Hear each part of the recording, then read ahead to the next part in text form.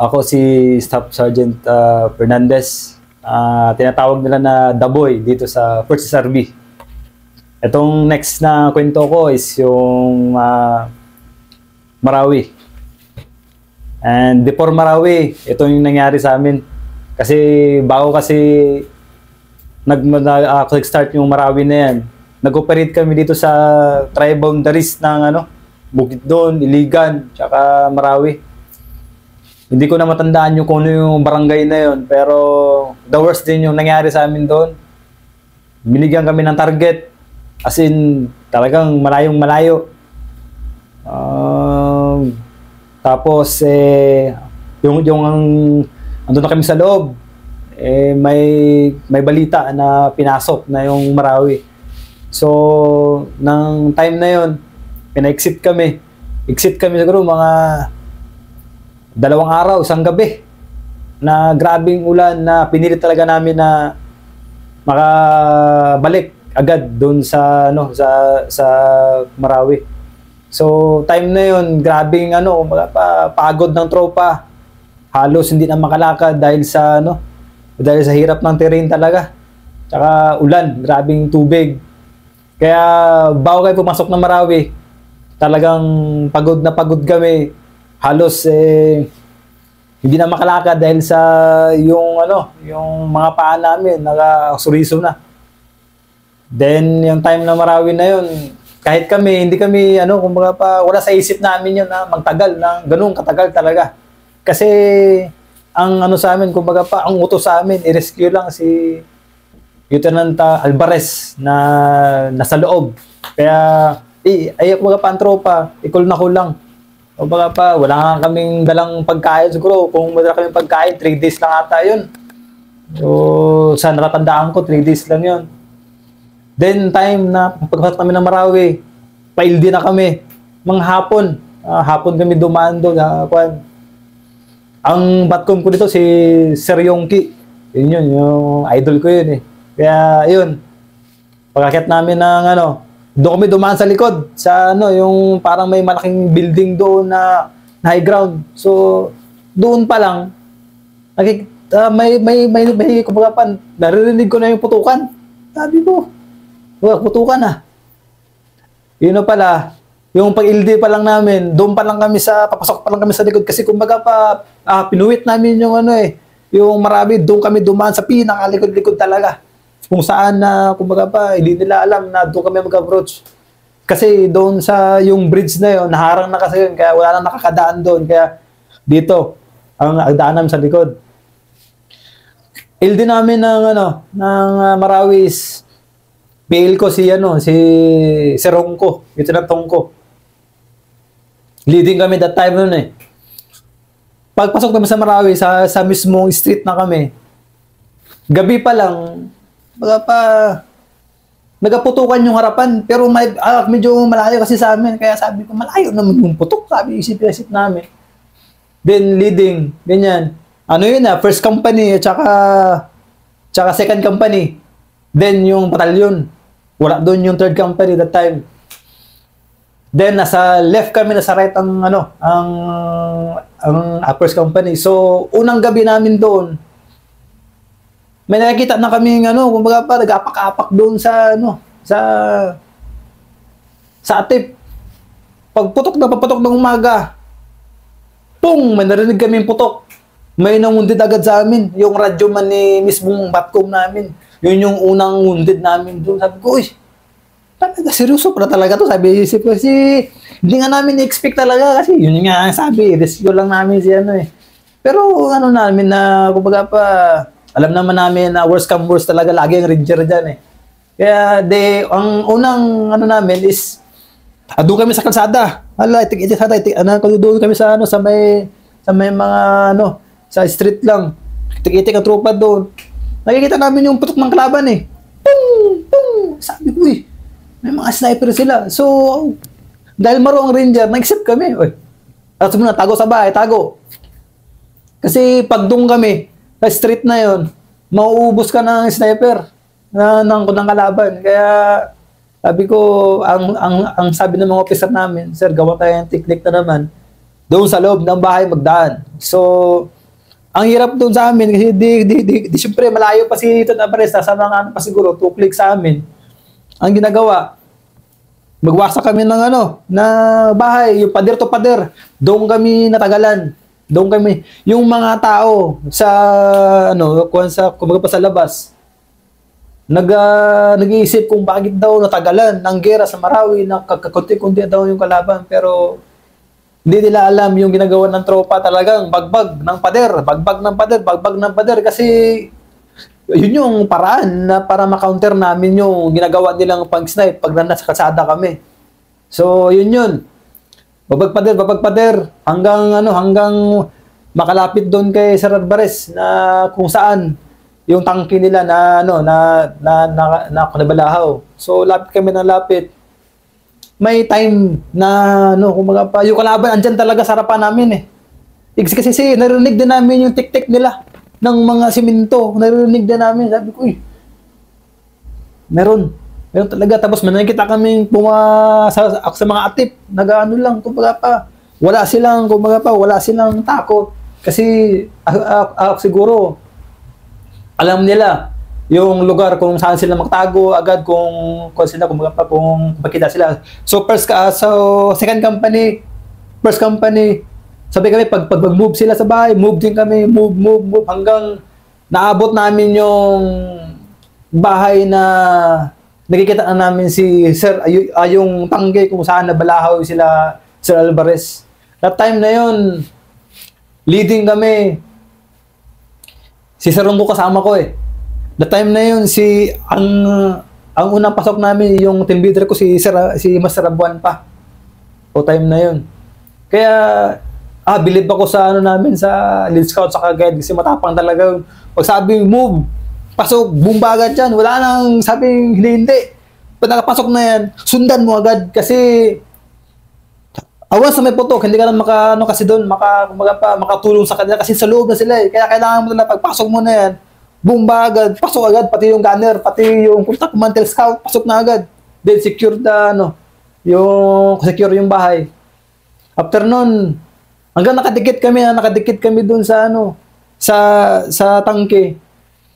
Then time nasa mga 10 meters na lang si Sir Alvarez sa amin, yung tangke nila. Pero hindi pa namin alam kung saan sila na building na nagtago. Yung time na yun.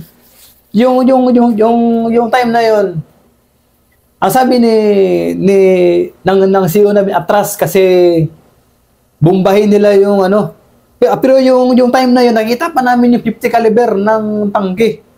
Kasi andun pa eh. Nakikita pa namin din. Nakita namin yung paa ng tropa na kinakain na ng aso. Yung may doon, may kiya sa tangke na yun.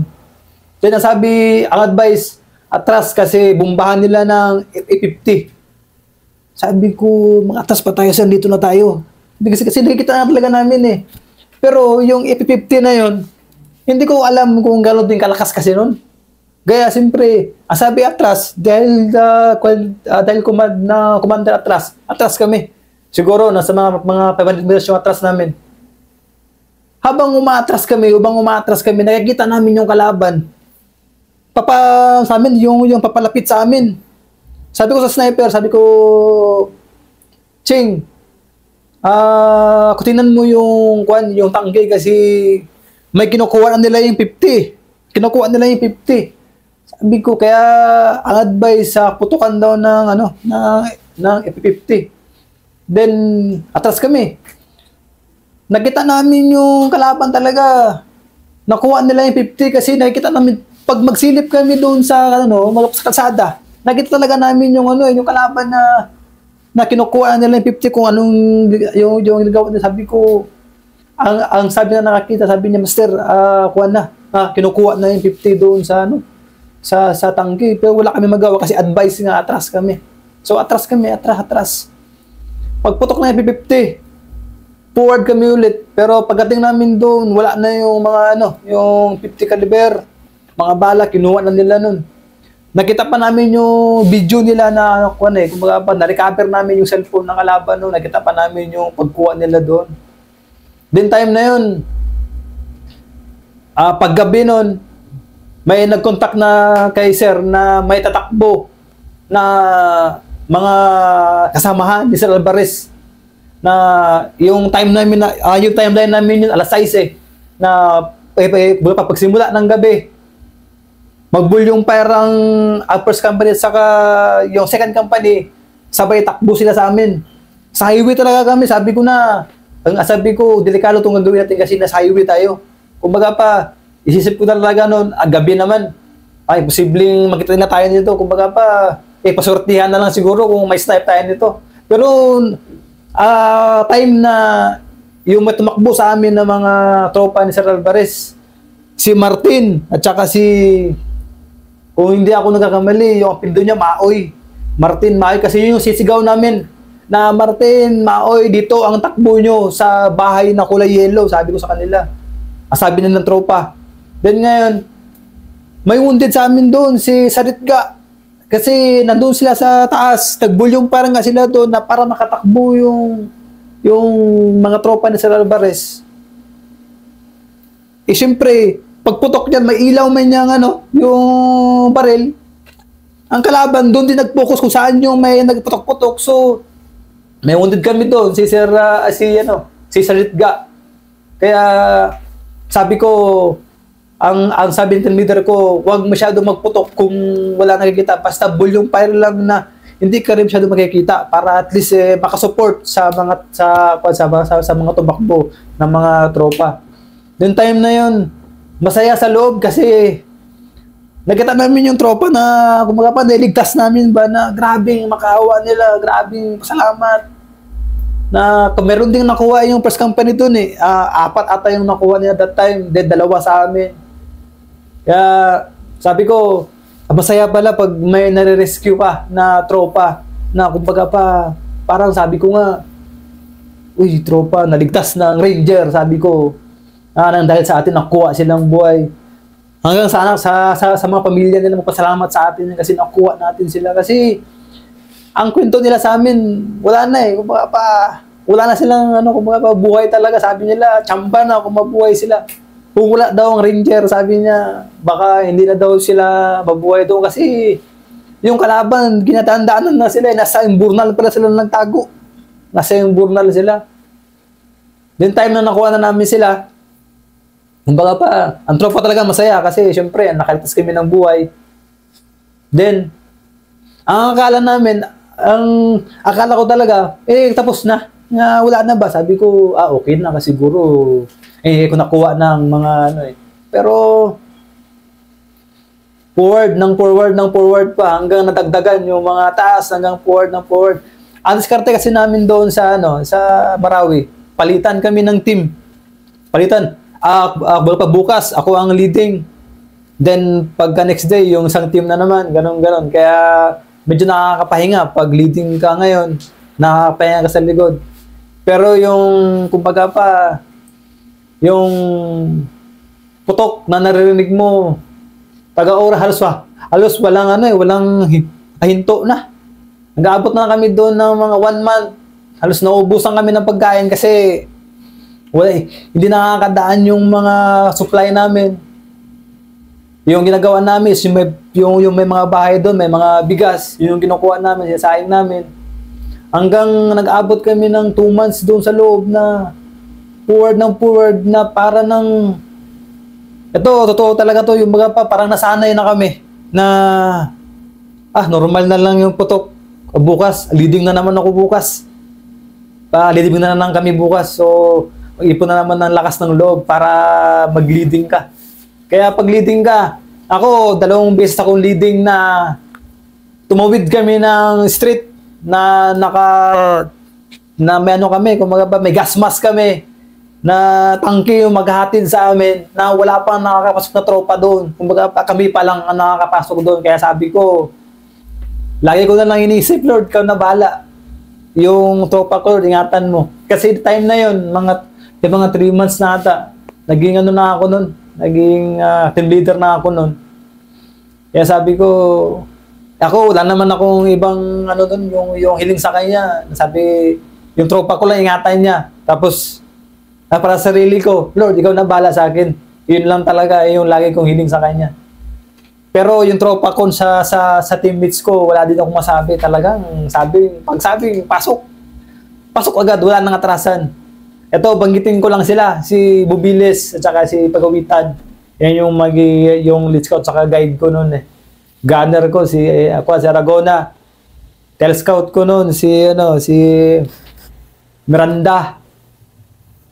Nakalimutan ko na yung iba doon. Pero yun yung mga tao na yun na talagang hindi ko makakalimutan kasi kasama ko sila sa leading lagi ng magsakay kami ng tangke na yun nga, yung sisabi ko na wala pang nakakabutang tropa kundi kami pa lang. Kumbaga pa, si Serongko din. Yan din yung lagi kasama ko sa pag nag-leading kami.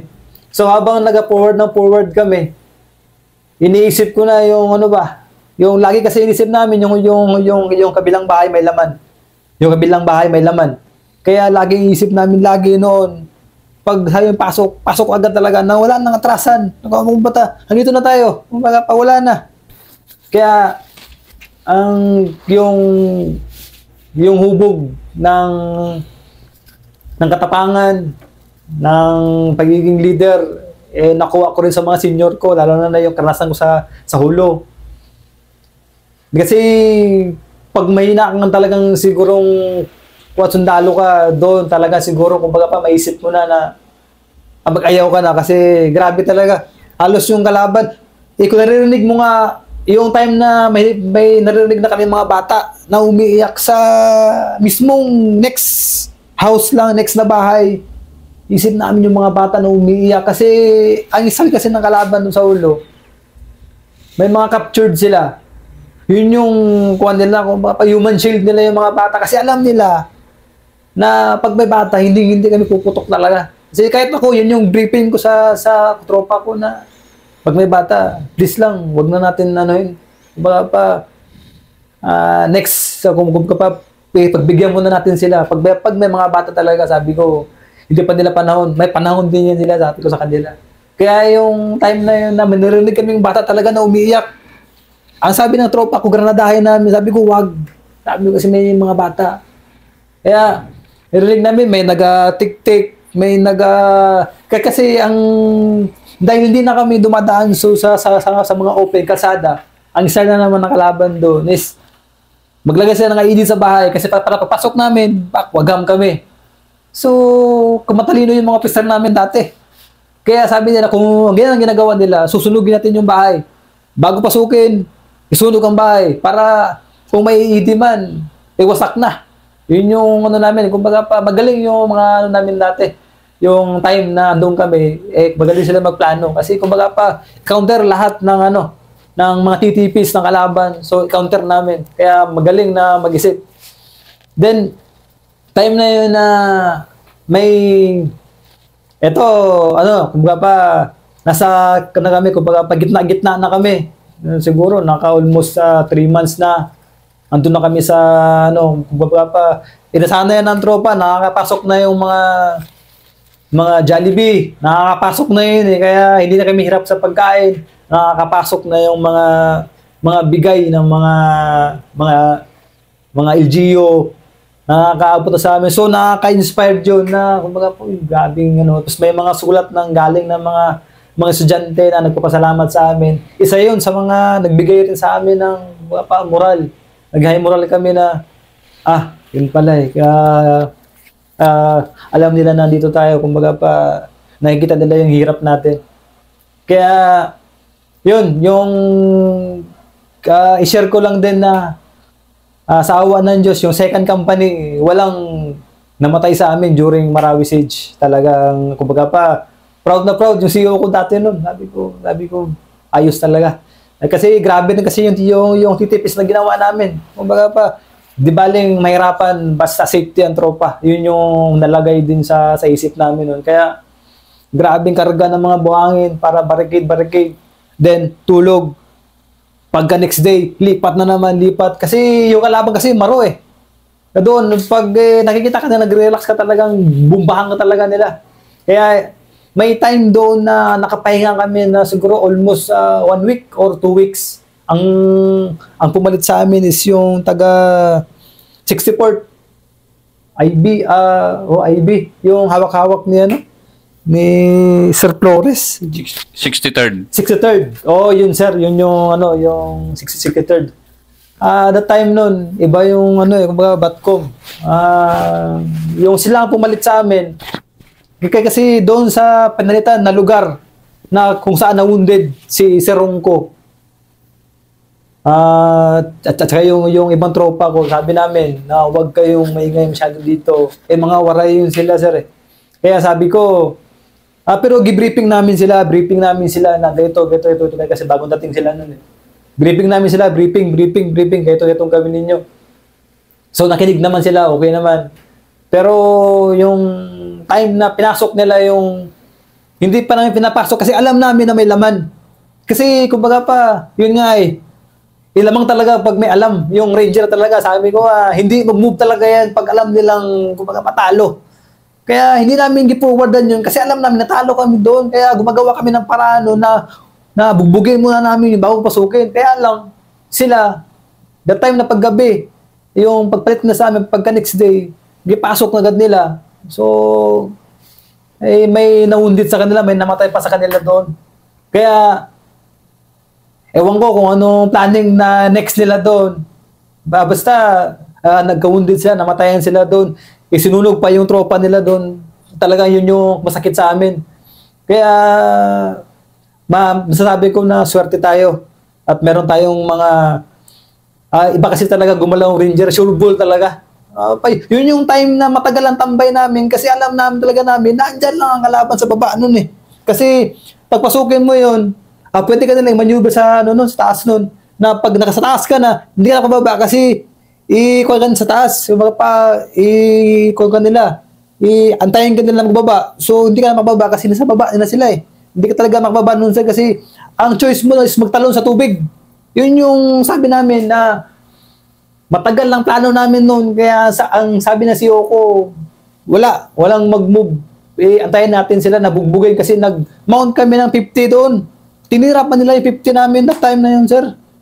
Yung 50 na yun. Doon na-wounded yung isang gunner namin. Kaya nag-mount kami ng 50 doon. Yung dumating yung 63rd, inalis namin, atras kami. Sila yung pumalit doon. Yun yung kuan nila na then yung nawalop na sila nagbalik sa amin, nagpaturo. So tinuruan namin sila kung paano lecture kasi ayun naman talaga lesson learn kasi may nangyari na. Pero tumulong kami para ma-rescue yung nasa top nila na hindi na makababa na sinusunog na ng kalaban. Kwento mo nga yun, Pangga. Kasi ano yun, sir yung area na yun, sir, nasa gilid kasi ng ilog yun, sir, high ground yun, sir. Na pag dito ka magdaan sa baba at wala kang choice, dahil tropa tayo, angat talaga yan. Pag sa taas yan, may maghanap sila ng doon, yung pwede nila makita at nila, yung magkapamay-snipe nila. Kasi andun kami, sir, ng mga ilang araw, nakikita namin yung kalaban doon. Una-una babae yung pinapalabas nila para hindi namin tirayan nakahijab. Kaya sabi ko, babae yan, sabi ko sa kanila. Pero, yung time na yun, ang gusto talaga is pasukin. Pero dahil si Sir Yonggi talaga, ayaw din yan na may makuha. Kasi alam talaga namin, sir, na may kalaban talaga sa baba. Kasi naririnig namin sila Nag-usap-usap, tapos pinapaiyak nila yung bata para hindi makapuward ang tropa. So time na yun, ang sabi namin, pag-akyat sa baba, sabi ko, ang sabi ng mga team leader, sabi, sir, matrap tayo dyan kasi hindi na tayo makaangat. So, wag dyan sa taas. Then, angat kami kunti dito. May taga-14 na DRC na nag-attempt dito sa Baldang Kalsada. Namatay yung kwan nila doon, yung private nila, naiwan doon sa taas. Kasi yun nga, kumbaga pa naka-establish doon yung kalaban kasi kumbaga pa yun na yung last nila na bababa na sila ng padyan. Yung padyan na yung last nila doon nabababa sila padyan na yun Kaya nag-isip talaga kami noon bago kami bago na pinasok yun, nag-mount kami ng 250 nun. Gibugbog ng gibugbog para maglambot na maglambot yung pader para umalis na sila. Mag-atras sila. So, yun yung plano namin. Kaya lang, dahil nga may order na pahinga muna kami. Nagpalit yung 663rd. Pinasok nila.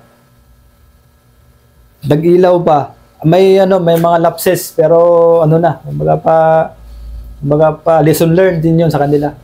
Kaya yun yung time na yun na nawalop na sila, tumulong din kami para ma-rescue yung mga nila, yung mga na-trap nila sa taas.